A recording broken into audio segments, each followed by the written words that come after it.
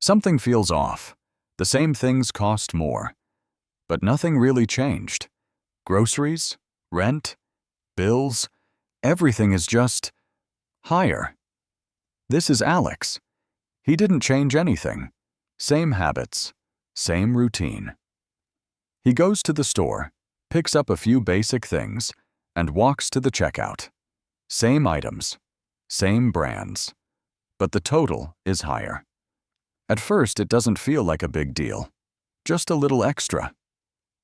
But then it happens again and again. Groceries feel more expensive. Rent goes up. Bills get heavier. Nothing dramatic, but something feels off. At the same time, Alex hears something strange. Inflation is going down. That's what the news says. But his reality doesn't match that.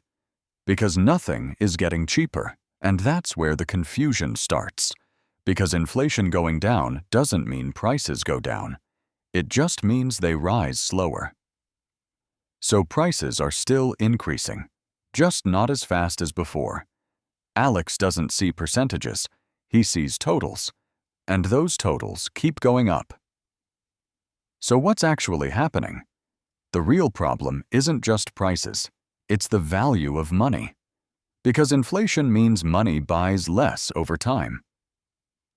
A few years ago, Alex could buy more with the same amount. He didn't think about every purchase. There was more space, more flexibility. Now, the same money feels tighter. He checks prices more often. He hesitates more.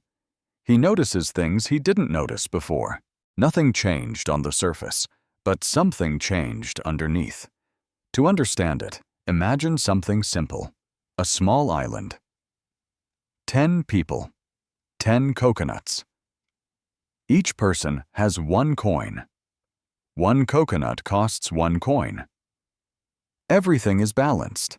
Now something changes. More coins appear. Each person now has 10 coins, but the number of coconuts stays the same. At first, it feels like everyone is richer, but very quickly, prices adjust. People start offering more coins. 2 coins, 5 coins, 10 coins, and the seller adjusts. The coconut didn't change, but the price did, because the money became less valuable. This is inflation in its simplest form, more money chasing the same goods. Back in the real world, it doesn't happen as cleanly. Money enters through systems, through banks, through loans, through government spending. Sometimes demand increases. People want more. Prices go up, sometimes costs increase. Energy becomes more expensive. Transport becomes more expensive. Materials become more expensive. Prices follow. Sometimes supply is limited. There are fewer goods available, but demand stays the same. Prices rise again. Different reasons, same result. Higher prices. And this is where Alex starts feeling the pressure, because while prices move, his income doesn't move the same way. His salary stays roughly the same, but his expenses slowly increase. Groceries cost more. Rent increases. Utilities rise. Subscriptions add up. Each change is small on its own, but together they build up. And over time, the gap grows. Alex isn't spending more, but he has less left. That's why it feels like falling behind. Not suddenly, not in one moment, but gradually, quietly, over time. Then there's another layer. Inflation is usually presented as a single number, maybe 5%. But Alex doesn't live in an average. He lives in his own reality. The things he buys most often: food, rent, energy. These often increase faster than the average. So his experience of inflation feels higher and more intense. Now comes something even less obvious. Savings. Alex has a savings account. It feels responsible, safe, stable. But here's what's actually happening. If inflation is 5%, and his bank gives him 0.5%, his money is losing value. Not visibly, not dramatically.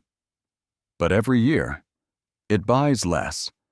The number in his account might go up, but what it can buy goes down. And this is where the system starts to separate people. Because not everyone experiences inflation the same way. People who own assets, things like property or stocks, often benefit. As prices rise, those assets tend to rise too. A house becomes more expensive. Stocks grow over time. But cash doesn't. It stays still. And in a system where everything else is moving, staying still means falling behind. So two people can live in the same economy and experience completely different outcomes. One feels pressure, the other sees growth. Not because one works harder, not because one is smarter, but because they are positioned differently. And this is the part most people never get told. The system isn't broken. It's just not built for people who keep their money still. It rewards movement. It rewards ownership. It rewards being part of things that grow.